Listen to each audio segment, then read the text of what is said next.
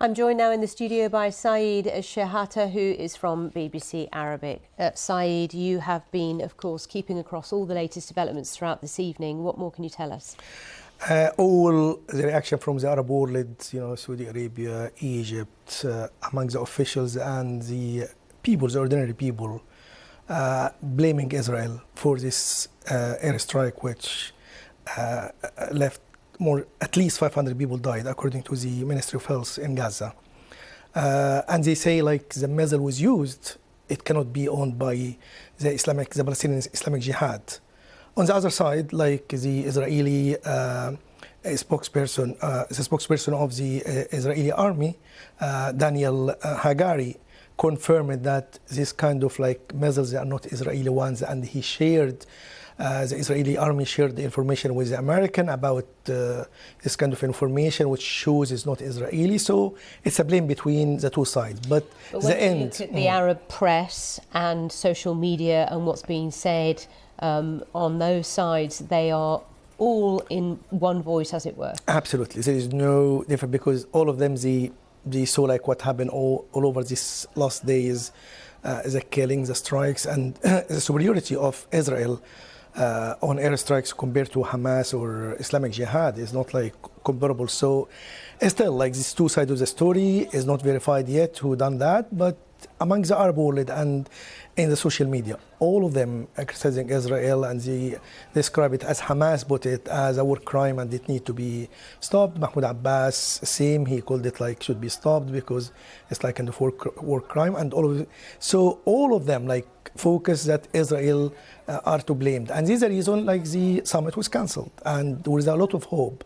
on the summit to make a breakthrough, at least to start humanitarian corridors through Rafah and releasing or letting some foreigners to leave Gaza, and then we start another step to de-escalate the tension there.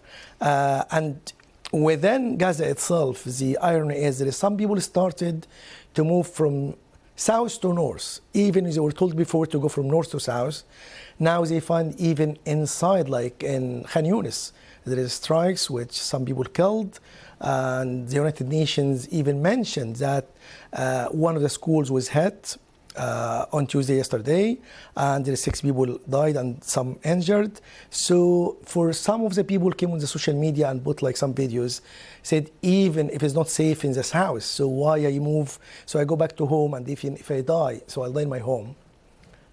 Prior to the devastation of the hospital, prior to that, there was hope, expectation about President Biden's visit to the region.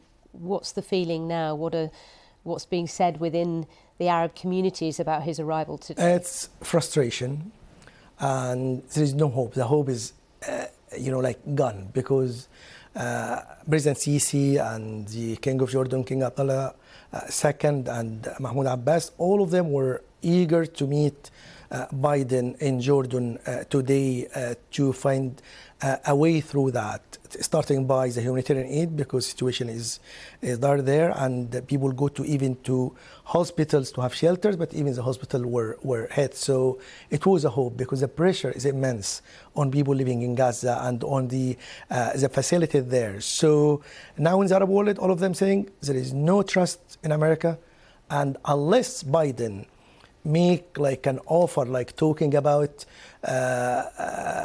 negotiating even in the near future about Palestinian state, I think it might bring hope again. But in the Arab world, anger, demonstrations, and mistrust in America. So Biden, I think, should make something unexpected to win the Arab street and officials back to the American side. Okay. Saeed Shehata for now. Thank you very much indeed from BBC Arabic.